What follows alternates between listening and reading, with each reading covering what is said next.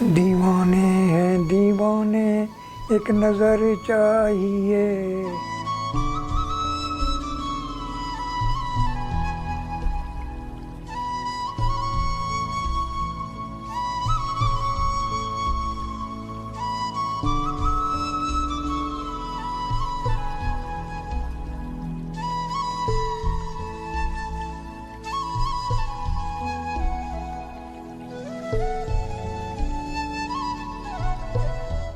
मेरी फूफी सरदार बेगम, जो फिल्मी मारूफ अदाकारा थी मुमताज़, उनकी वालदा थी और मेरी फूफी थी।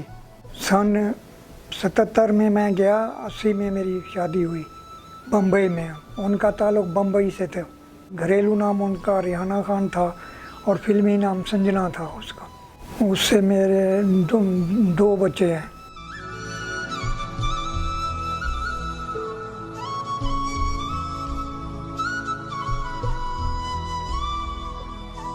यादें तो बहुत हैं बेगम की। रात मैं जब याद आती है तो उठ बैठता हूँ। बस तड़प तड़प कर ज़िंदगी गुजर रही है। अभी मैं बीमार हूँ।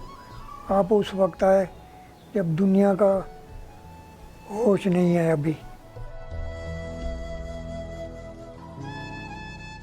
अभी वहाँ मुमताज़ है, मेरा बेटा है, बेटी है, उनके बच्चे हैं। अभी दिल तो मेरा वहाँ को आने को नहीं था, लेकिन वीज़ा पासपोर्ट की सख्ती थी, इसी वजह से मैं आ गया।